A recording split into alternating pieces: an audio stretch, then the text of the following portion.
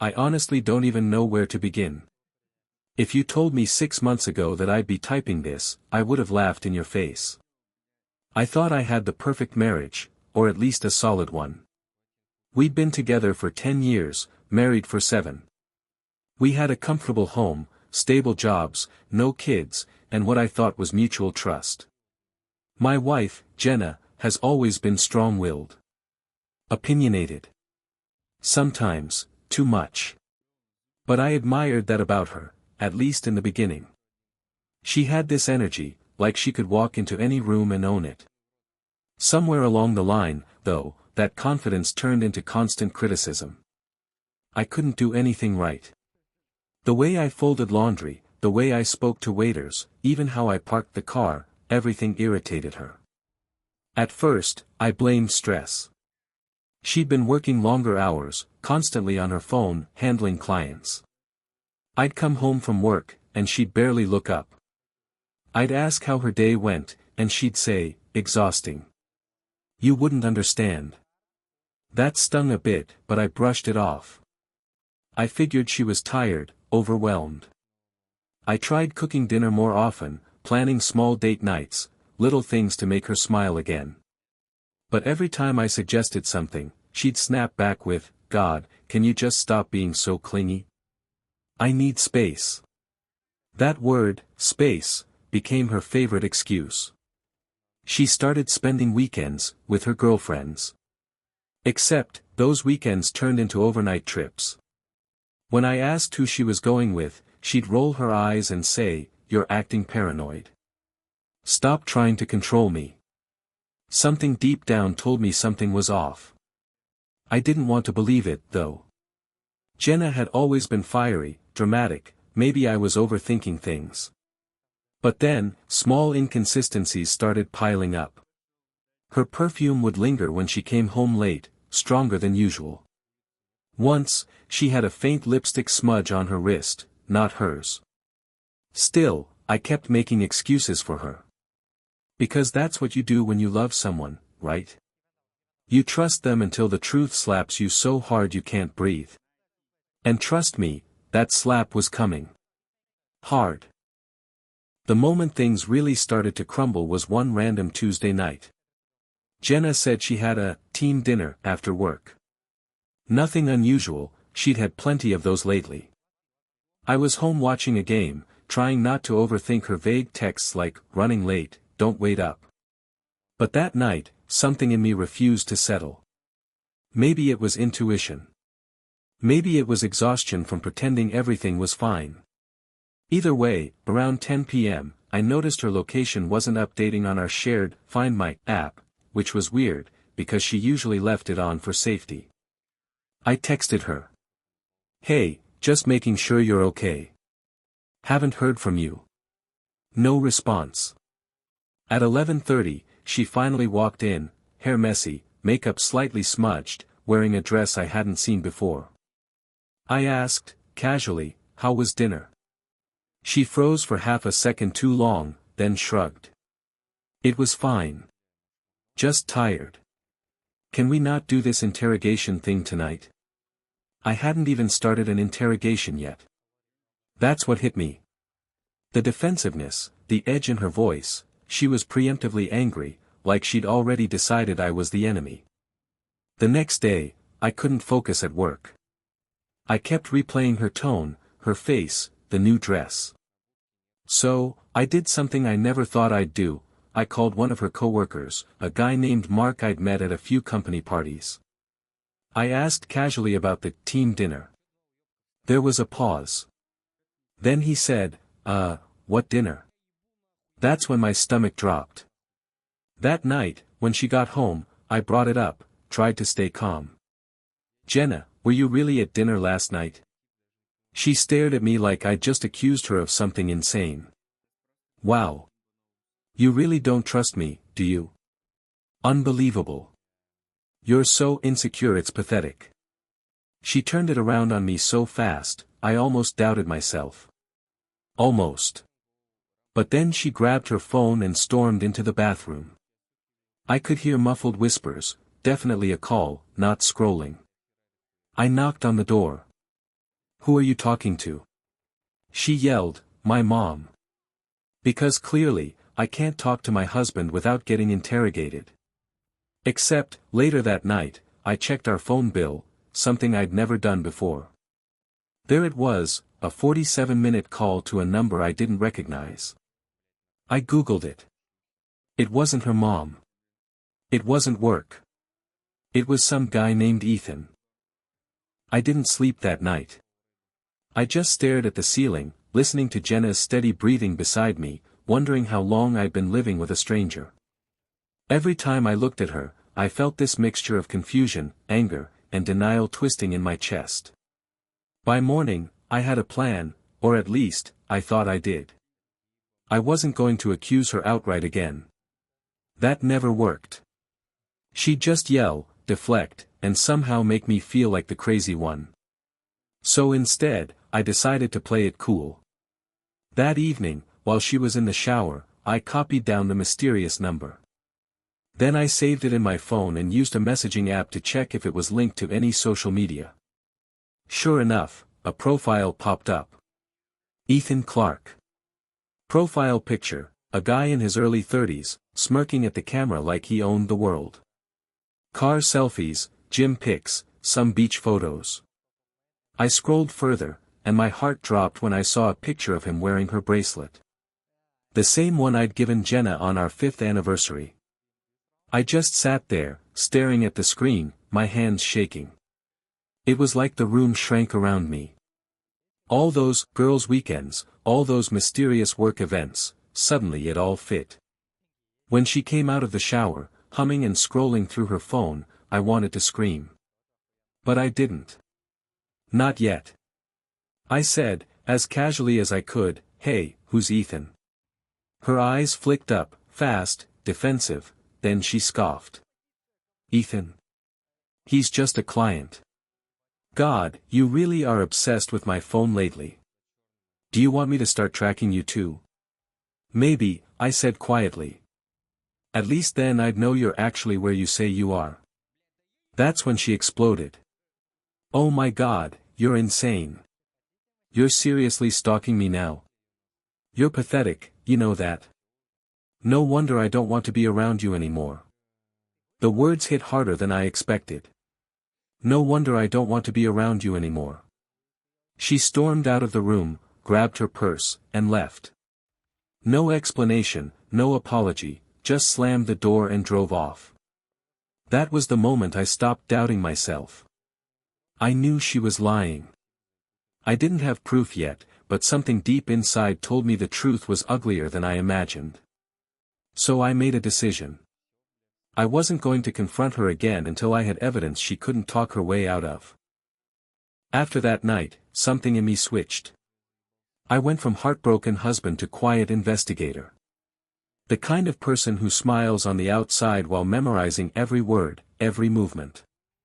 I didn't want revenge, not yet. I just wanted the truth. Cold, undeniable truth that she couldn't twist into, you're just being paranoid. Jenna started acting even more distant. She'd come home late, jump in the shower immediately, then spend hours answering emails in the living room. I stopped asking questions. That seemed to make her comfortable, maybe too comfortable. She thought I'd backed off, that I'd accepted her half-hearted explanations. But I was already several steps ahead. First, I set up a small camera near the entryway, one of those motion-activated ones for security. I told her work was paying for it because of a recent break-in nearby. She rolled her eyes but didn't question it. Then I bought a second one and hid it in the car, right under the passenger seat. I told myself it was wrong, intrusive, but I couldn't shake the feeling that the truth was worth the guilt. A few days later, on Friday night, she said she was heading to a networking event. New dress. Full makeup. Perfume strong enough to fill the house. She gave me that look, the kind that said, don't even start. I just smiled and said, have fun. An hour later, I checked the car camera feed. She wasn't at a restaurant or hotel. She was parked outside a coffee shop, in a dark corner of the lot, and Ethan was there. He walked up to the car, leaned in, and she smiled. That same smile she used to give me. I can't describe what that did to me. It wasn't even rage.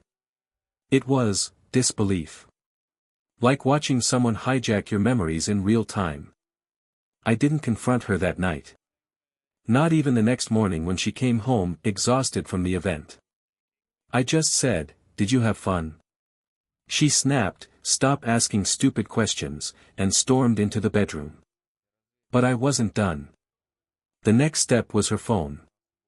I knew her passcode, or at least, I used to. She changed it recently, claiming, "It's for work privacy." So I backed up her iCloud instead. Took me hours to figure out, but I did.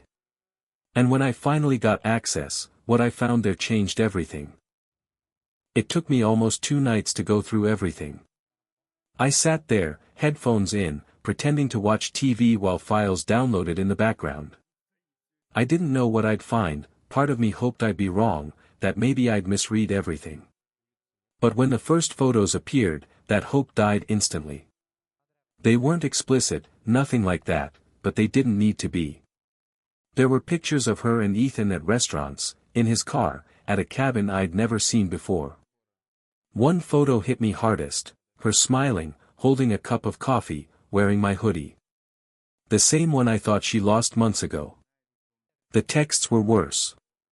Long conversations full of inside jokes, late-night confessions, and casual cruelty toward me.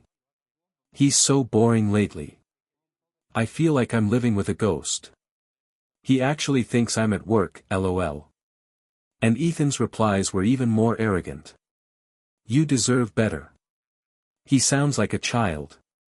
When are you going to tell him? You know you'd be happier if you just left." But the one that broke me was from her. "I can't leave yet. He pays for everything." It felt like a punch straight to the soul. All those years of working overtime, saving for our trips, paying off the mortgage early, she wasn't staying for love. She was staying for convenience. I must have sat there for hours staring at that screen, feeling like my entire life had been rewritten behind my back. When she got home that night, I couldn't even look at her. I kept replaying her laughter in those texts, how easily she mocked me. And somehow, she had the nerve to ask, "Why are you being weird lately? You're giving off such needy vibes." That's when I realized how far gone she was. The woman I married wasn't there anymore, maybe she hadn't been for a long time. But instead of confronting her, I saved everything. Every screenshot, every photo, every message. I put it all on a flash drive and locked it in my desk. I didn't want to blow up, not yet. Because something told me this was just the beginning. I needed to see how deep this hole went, and what she was really hiding. It all came crashing down on a Sunday morning, one of those lazy, quiet days that starts out normal and ends up rewriting your entire life. Jenna was pacing around the house, snapping at everything. "Why is this house always a mess? You never do anything right," she yelled, even though I'd spent the whole morning cleaning. I just nodded, pretending not to notice that she was dressed up way too nicely for a coffee run. Her phone kept buzzing. She'd glance at it, type something fast, and flip it face down. Normally, I would have let it slide, but this time, I was done pretending. So I said, calmly, "Jenna, can we talk for a second?" She rolled her eyes. "What now? Did I forget to breathe the way you wanted?" I took a deep breath. "I know about Ethan." For a second, she froze. Just 1 second. Then she laughed. "Oh my God, this again? You're seriously losing it. Do you hear yourself?" I didn't move. I just slid the flash drive onto the table. Everything's on there. The pictures. The messages. The phone calls. Her smile disappeared. She stared at the flash drive like it was a live grenade. Then she said, flatly, "You went through my stuff. After months of lies?" "Yeah. I did. That's when she snapped. You're disgusting. You invaded my privacy. You think that makes you some kind of hero? You don't even see me anymore. I wouldn't have needed Ethan if you actually paid attention. That one hurt, not because it was true, but because she said it like I deserved it. Like betrayal was some kind of logical reaction to my imperfections. I didn't yell. I didn't cry. I just said, so it's true, then. She glared at me, jaw tight, then muttered, fine. Yes. Are you happy now? We're done. Then she grabbed her purse and stormed out. The house felt dead after she left. Every photo on the wall, every small trace of her, it all felt like part of the lie. I didn't even chase after her. I just sat there, staring at that empty chair across from me, realizing I had no idea what to do next. But later that night, when I checked the driveway camera, out of pure habit, I saw something I didn't expect. Jenna wasn't gone. Her car was parked 3 houses down, engine off, lights out. She was waiting for something. Or someone. I stared at that camera feed like it was a movie I couldn't pause. Jenna's car sat in the shadows, motionless, headlights off. For a second, I thought maybe she was just too angry to drive. But then another car pulled up, a sleek gray sedan I didn't recognize, and parked right behind her. Ethan. I knew it was him before I even saw his face clearly. He stepped out, looked around, then walked straight to her car. She got out too, pacing, waving her arms around like they were arguing. Then, after a minute, she got in his car, and they both drove off. That was it. That was the moment I realized this wasn't just an affair. It was a full-on plan. She'd been waiting for him, right outside our home, the same house I'd worked years to build for us. I didn't chase them. I didn't even move for a while. I just sat there, hands trembling, feeling this strange mix of heartbreak and cold clarity. Because for the first time, everything made sense, her sudden anger, the random work trips, the distance. She hadn't been confused or unhappy. She'd been preparing to leave. And part of me, the quiet, exhausted part, was relieved. The next morning, she came home looking like nothing had happened. Sunglasses on, coffee in hand, calm as ever. "You're still here," she said, like I was the one intruding. I looked her straight in the eye and said, "Yeah. Waiting for you to come get your things." She laughed, short and cruel. "You think I'm moving out just because you found out? Don't be dramatic. You'll calm down eventually. You always do." That sentence hit me harder than any confession could have. You always do. She thought she could walk all over me, cry, lie, yell, and I'd just take her back. But that day, something in me snapped quietly, completely. I didn't tell her I'd already moved half of our joint savings into a separate account. I didn't tell her I'd met with a lawyer that morning. And I definitely didn't tell her I had one more surprise planned, not for revenge, but for closure. Something that would make sure she could never twist the story again. Because I wasn't going to just leave her. I was going to let the truth speak for itself, in front of everyone who'd believed her lies. I knew Jenna. I knew her pride, her temper, her obsession with control. If I confronted her in private again, she'd twist everything, make me the villain, make herself the victim. But if she was exposed publicly, she'd have nowhere to hide behind her manipulations. So, I set the stage. Carefully. A week later, she mentioned she'd invited a few friends and coworkers over for a small get-together, to lighten the mood, she said, pretending nothing had happened. I just nodded. Inside, I knew this was my opportunity. Most of those people had heard her complain about me for months. They thought I was some inattentive husband who didn't appreciate her. I wanted them to hear the truth, straight from her. That morning, I made sure everything was ready. I set up a small speaker system in the living room and connected it to my laptop, nothing suspicious.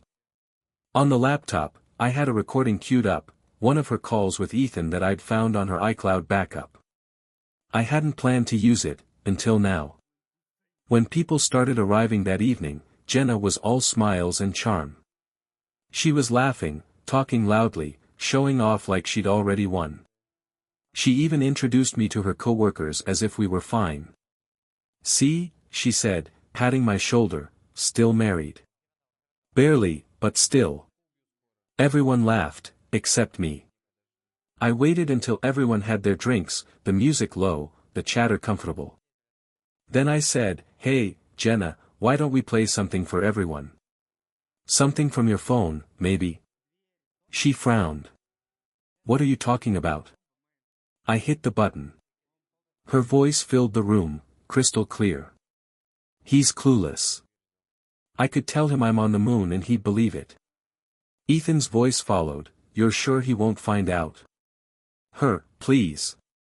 He's too naive for that. I'm just biding my time until I can take what I need." The room went silent. You could hear every breath. Jenna froze, her face draining of color. Then, suddenly, she shouted, "Turn that off. You're insane," and rushed toward the laptop. But it was too late. Everyone had heard it. Every friend, every coworker, people she'd spent years convincing that she was the victim. She stood there shaking, trying to form a sentence, but no one would look at her. Not one person. I didn't say a word. I didn't need to. The truth had finally spoken for itself. She grabbed her bag and stormed out without another glance. And just like that, she was gone, not just from the house, but from the life she'd spent years trying to control.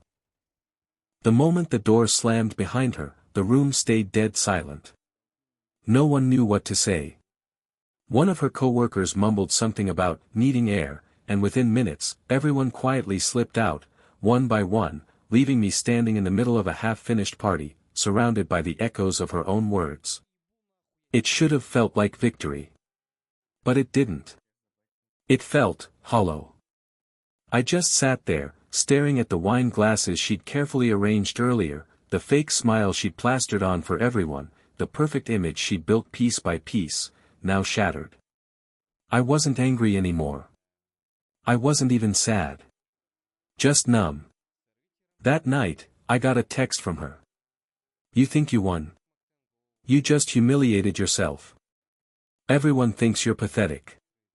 I didn't reply. She sent another. "Enjoy your little show. You'll regret this." Still, I said nothing. Because for the first time in years, I realized silence was my power. 2 days later, I met with my lawyer again. He'd seen it all before, the manipulation, the gaslighting, the ego. He called her a classic deflector. I handed him everything, the screenshots, recordings, messages. "You're in a strong position," he said. "But brace yourself. She won't go quietly." He was right. That evening, I got a call from HR at her company. Apparently, Jenna had told them I'd hacked her phone, invaded her privacy, and emotionally abused her. It was her last desperate play. She wanted to flip the narrative again. But she didn't know, I'd already spoken to one of her co-workers after the party. The same co-worker she'd badmouthed me to for months. That woman had sent HR the full recording. Every word. Within 24 hours, Jenna was suspended pending investigation. That's when I realized the real twist. She hadn't just been cheating on me, she'd also been using her job to cover for Ethan, who turned out to be a supplier for her company. She was funneling deals through him for kickbacks. The affair wasn't just personal. It was strategic. I hadn't just uncovered betrayal. I'd stumbled into something that could end her career, and maybe even send her to court. The next week felt like watching a slow-motion collapse. Every day, some new piece of the facade she'd built came crashing down. Her company launched a full investigation after they traced a string of questionable transactions to Ethan's firm. Apparently, Jenna had been signing off on inflated invoices in exchange for personal favors. When her boss called me, yes, me, to confirm certain dates and details, I realized just how deep she'd buried herself. She'd used our joint finances to cover transfers, creating fake receipts that looked like home expenses. The very money I'd been working overtime to earn had helped fund her little empire of lies. I wasn't out for revenge anymore. I just wanted closure. But the universe seemed to be doing that for me. When I saw her name pop up on my phone again a few days later, I almost ignored it. Then I noticed the message preview. Please. I need to talk. It's not what it looks like. The irony nearly made me laugh. Still, I agreed to meet, partly out of curiosity, partly out of some lingering sense of humanity. We met at a quiet cafe downtown. She looked different. Pale. Nervous. No makeup. No armor. I didn't mean for any of this to happen, she started, tears already in her eyes. I didn't say a word. She went on, he told me he could help us. He said it was just temporary, just until we got ahead financially. Then it turned into something else. I didn't plan to lie. Cheat. Humiliate me in front of everyone. I interrupted. Because you seemed pretty good at all three. She wiped her face and whispered, you ruined me. That sentence hit like static, cold, sharp, absurd. I ruined her. The woman who built a fortress of lies around me now stood there blaming me for the wreckage. I leaned back and said quietly, no, Jenna. You ruined yourself. I just turned on the lights. For a second, she looked like she wanted to scream, but instead she just whispered, you'll regret this. Then she stood up, threw her coffee in the trash, and walked out. That was the last time I saw her in person. A week later, her company terminated her contract. Ethan's business lost several major clients. Rumor had it they'd both been reported for fraud. I didn't have to lift a finger. But that wasn't the real ending. Because what happened next, completely out of nowhere, changed everything I thought I knew about Jenna's lies. A week after Jenna disappeared from my life for good, I was cleaning out the storage closet, a routine attempt to reclaim my space, when I found an envelope tucked behind a stack of old bills. My name was written on it in her handwriting. My first thought, some last-minute jab, another petty attempt at control. I tore it open. Inside was a USB drive and a single note. If you're reading this, I guess I underestimated you. Consider it a parting gift. I hesitated for almost a full minute before plugging it into my laptop. What I found inside made me sit back in disbelief. There were documents, emails, and spreadsheets, not incriminating in the traditional sense, but personal. Extremely personal. Personal enough to explain some of the things I'd never understood about her behavior. Long-term financial plans she'd been secretly drafting, letters she'd written to herself about starting over, and taking what's hers. And then, at the very end, a file labeled, Goodbye, Read Last. Inside that file was a video. Not a confession, more like a diary entry. Jenna, sitting in a hotel room somewhere, looking directly at the camera, saying, You think I'm gone because I lost? You think you won? I did this for me. For survival. I lied, cheated, schemed, yes. But if you think this ends with me, you're wrong. I never lose control. You might have taken my house, my job, my reputation, but not this. Her eyes were sharp, calculating, the same eyes that had made me question reality for months. Then she smiled, almost sweetly. You'll see soon enough. I sat there frozen. That was the part that made my blood run cold. The affair, the betrayal, the public humiliation, that had been the opening act. Whatever she had planned, she was still playing the long game. For the first time, I realized this wasn't just about cheating or lies. It was about power. Control. And maybe, just maybe, she had something up her sleeve that no one, not even me, could predict. The twist? I wasn't terrified. Somehow, I felt ready. After watching that video, I knew Jenna wasn't finished, and neither could I be unprepared. For years, I'd lived in the shadow of her manipulations, constantly second-guessing myself, defending myself against invisible attacks. Now, I was done being reactive. I needed to be proactive. I started small. I changed my routines, secured my finances, and tightened every digital footprint she might try to exploit. Every email, every bank account, every shared app was audited and protected. I wasn't paranoid, I was meticulous. And somewhere deep down, I felt a strange thrill. After months of betrayal, the tables were finally turning. Next, I reached out to some of her former co-workers, the same ones who had witnessed her unraveling at the party. I didn't frame it as revenge. I framed it as information sharing, making sure anyone who might cross paths with her in the future knew what she had done. Surprisingly, they were willing to help. Their shock and anger mirrored my own, and they provided contacts I hadn't even thought of, people Jenna had lied to, manipulated, or used to her advantage.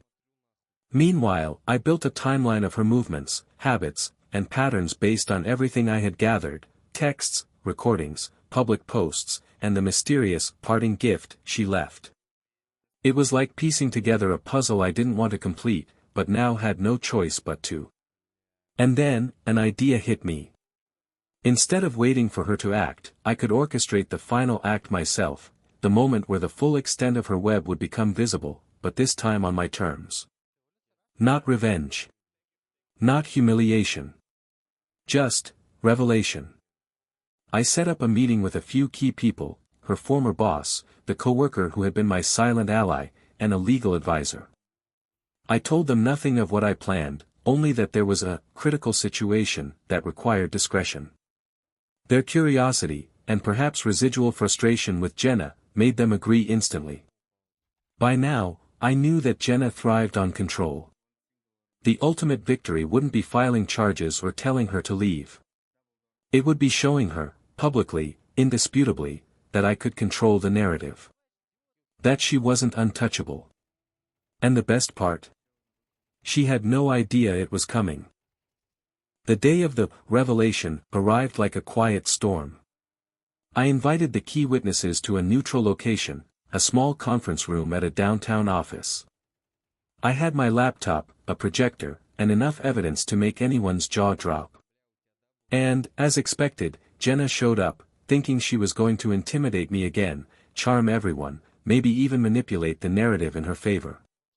She didn't know what hit her. I started by calmly laying out the timeline, every lie, every trip, every secret call, and every text. The projector lit up the wall with screenshots and photos, each one irrefutable. Then I played the audio snippets, the conversations with Ethan, the jokes she'd made at my expense, the admissions she had thought I would never hear. Her face went pale. At first, she tried to laugh it off, saying, "You're crazy. This is all fake. You manipulated this." I let her speak, then let the evidence speak louder. Every smirk, every insult, every scheme, projected on the wall in front of a room full of people who had worked with her, trusted her, and now saw the real Jenna. Then, I dropped the final bomb. I connected the USB she had left behind, the one with her parting gift. The video played on the big screen. Her own words, "You'll see soon enough. You never lose control." Everyone watched as she tried to speak, tried to defend herself, but the room had already made its judgment. She realized, maybe for the first time, that the story wasn't hers anymore. She had spent years thinking she was untouchable, that she could twist reality to her will. But now, every lie, every manipulation, every betrayal had been exposed in a single, undeniable act. She stormed out. Again. But this time, the room didn't flinch. She didn't have anyone to turn to. The illusion was gone. And in that silence, I felt something I hadn't felt in months: freedom. The moment Jenna disappeared that time, it felt like a weight had been lifted off my shoulders, but the aftermath was stranger than I imagined. Normally, after a breakup or betrayal, there's bitterness, sadness, maybe a legal battle. What I didn't expect was quiet. Almost surreal quiet. Her friends and co-workers slowly started coming forward, confirming things I already knew but had never been able to prove publicly. Her boss issued a formal statement distancing the company from her actions. Ethan. Gone. Apparently, he had vanished too, leaving behind unanswered calls and emails. No one knew where they went. But here's the weird part, even after all of this, I didn't feel triumphant. I didn't feel vengeful. I felt detached. Clean, almost. Like the chaos she had brought into my life had been completely extracted. The air felt sharper. Colors seemed brighter. I could focus on my life again, hobbies, friends, even my career. And then came the final twist, the one I didn't see coming. A letter arrived in the mail, postmarked from a city I didn't recognize. It was from Jenna. You think this is over. You think you've won. But freedom isn't what you think. Enjoy the calm while it lasts. You've seen the surface, I'm deeper than you can ever imagine. I read it twice. And for the first time, I laughed, not bitterly, not angrily, but genuinely. She thought she could intimidate me one last time. Instead, she reminded me just how human she was. Flawed. Dramatic. Dangerous in her own way. And in that, I felt no fear. Only closure. I never replied. I never tried to contact her again. But something about knowing she was still out there, scheming somewhere, added a strange thrill to my mornings. Life wasn't back to normal, but it was mine again. Looking back now, months later, it feels surreal, like reading someone else's story. Jenna's betrayal shook me to my core, but surviving it taught me something I never expected. Power isn't about control over others, it's about control over yourself.